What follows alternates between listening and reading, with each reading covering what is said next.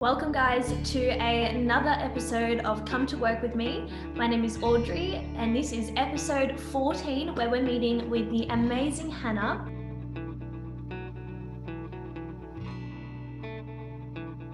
Before we get started, I'd like to acknowledge the traditional owners of the land on which we all meet today. And we acknowledge the elders past, present and emerging. And we also want to welcome any of our Aboriginal and Torres Strait Islander friends joining us today from all over the state. I'm very excited to be back after 2 weeks holidays. I hope everyone enjoyed their school holidays, but we have got a massive packed full of excitement term ahead with lots of amazing new vet champions. And we're starting with Miss Hannah. Hannah, how are you? Make sure you tell us who you are and where you are. Thank you for introducing me, Audrey. So my name is Hannah and I am a vet champion as of this year. And my role is being a youth worker at the fantastic college in South Melbourne, which is called Youth to Industry College. It's a VCAL school. It's very small. It's only 33 students. And I look after the students' social and emotional wellbeing here on campus. Amazing. Now, we spoke a little bit before we went live, and we all can agree that what you do is amazing and the school that you work for is awesome. So in South Melbourne, it's an inner city school and it's all year 10, 11, 12 VCAL, or is it? Yeah, 10, 11, 12. Amazing. So when you say you're the youth worker at the school, so you're there, you counsel with the kids, you help them with any stresses, emotional, mental problems, but you also have another program you were telling us about. Give us a bit more information about that. Yeah, so here at the college, we also run a program called Youth to Voice. And pretty much what that is it gives the students a bit of leadership opportunity within the college to really make decisions about how they see the college progressing, because we are actually a really new school as well. We only started at the start of this year, so it's a really new school. So as we begin to advance and I guess progress throughout the years, we want it to be really student-led, because it is the young people that the consumers of education here. So we want it to be the best experience for them. So here at the college, we have, Youth to Voice, which is an initiative that I run every fortnight.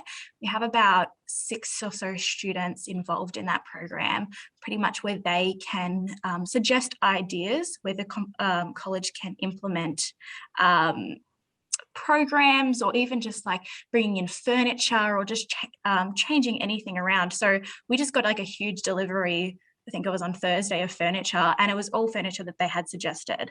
So, and we're getting another one today. So it's very like a lot of schools, I feel like their leadership programs, sometimes it's just so much processes to get everything actually running. But here it's so great to see that the students will tell me a few weeks ago that they really want to see this on campus. And because of it's such a small school environment, we don't have that many staff on campus, I can get to the principal really easily and say, yep, let's order this. So yeah, it's great. No, amazing. I love it. So you work in such a unique, not a unique role, because I guess every school has got a different kind of youth work. But I guess the school that you work for is so unique that your role is so much different to everyone else in a similar mainstream school. How do you find working in an alternate education setting different to working in a mainstream school? And I know that, again, you've only recently finished school. You're quite young for this role. I love that. So, and I know that you did VCAL as well, didn't you? So yeah. having a school in your eyes that is dedicated to the VCAL kids, how important and how different is that to a mainstream school? Yeah, so I went to a mainstream school. I went to a Catholic school in my hometown, and it was a big school. I think it had over 1,000 students.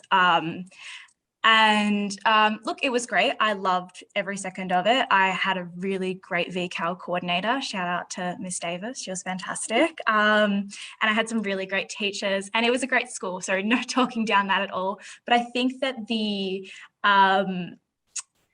just VCAL environment of this school, it just, everything is so centered towards it. All of the energy that the school puts in is solely towards VCAL students, and solely towards senior students as well, because we're only speaking year 10 to 12. So it feels really altered to the students' experiences than some of these, mainstream kinds of schooling. That's just how I seem to feel about it. Do you think that your experiences with your personal schooling with VCAL help shape your work and your role that you're in now? Definitely, yeah.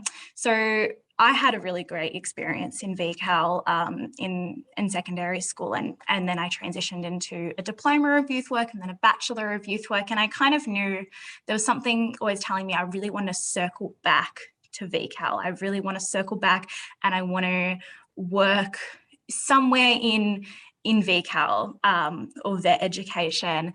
And yeah, I'm so proud that I actually have been able to do that.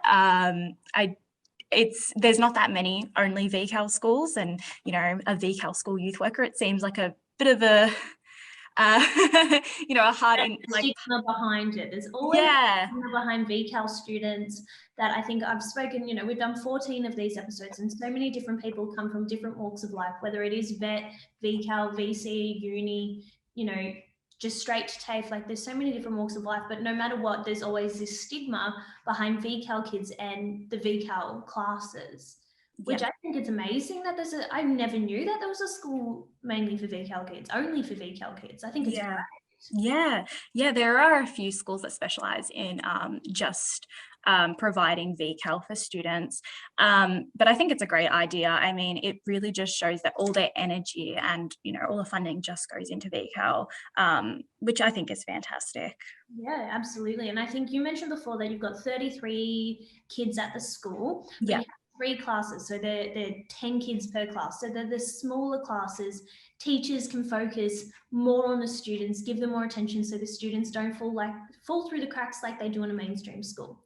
Yes, exactly. It's really important, and it's great. I love the fact that you guys have got such an amazing school and you get to do such a fun job. Yeah. Have you seen within your students the different journeys that they've been through? They've been on this journey, they're going through VCAL, it's still stressful, just like VCE. What are some of the journeys that you've been on with some of your students? I've only been at the college for just over a month now. So and that whole month has been during a lockdown. So I have been having some students have been really struggling with online learning, and they have been coming in to campus every now and again. But a lot of students I've had online contact with, and a lot of the students feel as though this is their new opportunity. Vocational education is their new opportunity to make their pathway out of. They didn't feel like the mainstream VCE type of school worked for them, and this is a new door for them. So I feel like a lot of students are in that kind of situation. That's great for these young people to know that they're being valued, and also that this is the place for them. They belong within this group. I really like that. I think, especially at the moment for all students and teachers and people involved in school, it's a crazy time. Online learning is not the best way for most people to learn. I know I would never have been able to do online learning during my year 11 and 12. Vet kids as well, doing, TAFE courses and that, who need to do practical. It's been absolutely crazy. So it's great that you're able to still offer your services to your students. Do you find that many kids will reach out to you during lockdowns and during online learning? Is it most of the kids that you check in with, or is it on just a, jump on a WebEx sort of thing? Yeah. So I do sparingly check in with the students, just a phone call, or even with a college mobile phone here. So just a text message, even just to check in with the students regularly. I guess that it's also kind of just letting them know we're here and letting them know that they can access this, my services in wellbeing anytime that they want. So I guess it's kind of that reminding of, hey, we're here. Feel free to call in, have a chat anytime, whatever it might be, just a really quick well-being type of check-in. So I do those quite regularly, but I guess it has been difficult for some of the students to access some of the counselling services online. There has been some challenges with that, because I guess there's that emotional safety that isn't really there with online, Zoom counselling. They just don't feel that probably emotional safety. So there has been a little bit of a barrier there.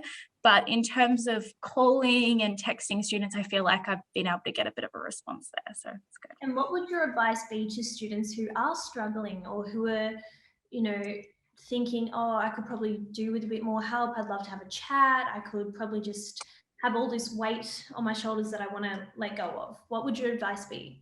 Yeah, we'll definitely get in contact with your college wellbeing team. Us at all of these schools, that is what we're hired for, is to assist students with wellbeing. That's our whole job. So please feel free to check in at any time. I mean, it's free as well. Your college provides most colleges provide free wellbeing services. So yeah, I think that it's just, also, if you can just have a conversation and make yourself aware of what's available and what your school can offer you with, if you call up and you ask for a wellbeing worker and you ask, what services, because some schools, they can provide anything from, economic help and employment, and if you've lost your job, or counselling, things like that. So call up and ask, I guess, what is available. Yeah, absolutely. And I think it's really important for kids to know that there is that help out there, other than their teachers, other than their parents and friends. They've got a support network within their schools, especially with you guys. It's very cool what you do. I love it. Oh, thank you. Once we're able to, I might have to come visit the school. It's just around the corner. So. Yes, would love to have you, Audrey. Great. And are you excited? You've only been with the company in the school for a month, so are you excited to see where the journey takes you? What do you definitely. love about your job? Yeah, definitely. I'm just looking forward to seeing, because as I said, it is a quite new school. So I'm in person. Yeah. Yeah. So I'm just excited to see how, I guess, the college evolves, and how, and especially with the how VCAL is changing over the next few years with the specialisation program, how, I guess, the college changes over the next few years. But I'm just really excited to kind of watch it grow and to be here with the journey. So amazing. Yeah. Now, I have just got one more question that's come through from Facebook. So what is the advice that you would give your younger self? Okay. So if I'm saying I'm a year 10 age. Absolutely. Yeah. When I think of myself in year 10, I actually didn't know that I really wanted to do youth work in year 10. I had my mind set on border security. So that's interesting. I've taken complete different turn. But I would say it's hard these days, but take any opportunity you can, whether it's work experience, whether it's placement, volunteer opportunities. I can't tell you how many times I've just volunteered throughout high school so much, and I still volunteer now. Anything that you can take, grab it. Anything at all, even if it doesn't really seem like something you'd be interested in. I did work placement in a factory, because I just wanted to know, it was an organic factory, and I'm really interested with vegan and organic stuff. So I was like, oh, I'll try that out. You've just you've got to create a bit of a smorgasbord of career opportunities, especially if you don't really know what you want to do. If you do know what you want to do, then you hone in on that area that you're interested in and try different things within it. So for a while, I knew I was interested in the community services area. So try, if you're interested in community services, try disability support, try aged care, try youth work, try social work, try to get in on, placements and volunteer work. Volunteering is fantastic. I can't recommend volunteering enough.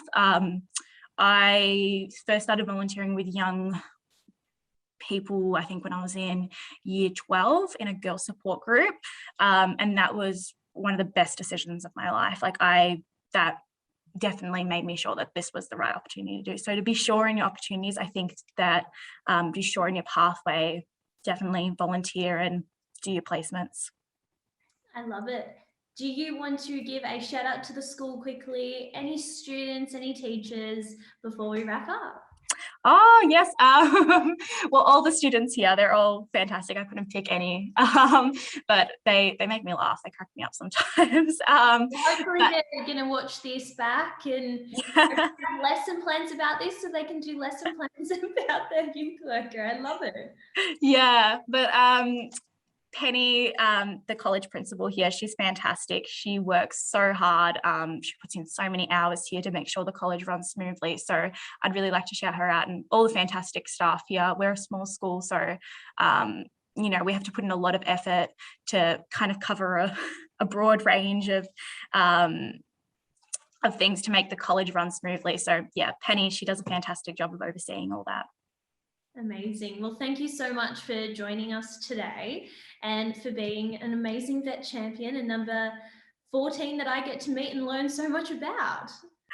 Oh, thank you, Audrey. Every week I learn something new that's just, right on my doorstep. It's amazing that, there's these alternative educational schools for kids who aren't, made for the mainstream schools. I wasn't. I wish I had known about this. Yeah. Okay, so this is amazing. So thank you for all the work that you do. Good luck with everything. Keep smiling and loving what you do, and I'm sure you'll change kids' lives. Oh, thank you so much. I really appreciate it. Thank you for joining us. Thank you for your school to let us pinch you today and have a chat. And everyone, we've got another episode coming up this Thursday with another vet champion, because we've got so many vet champions that we've had to go 2 times a week. So make sure you check out, thank you Carrie for putting all the details there. Check out the lesson plans and our recordings. And yeah, we'll see you on Thursday. Thank you again, Hannah, for joining us today. We'll be back on Thursday, and if you're interested in real estate, we're doing some real estate, questions, so it's going to be exciting. Very exciting. Another thing I get to learn about.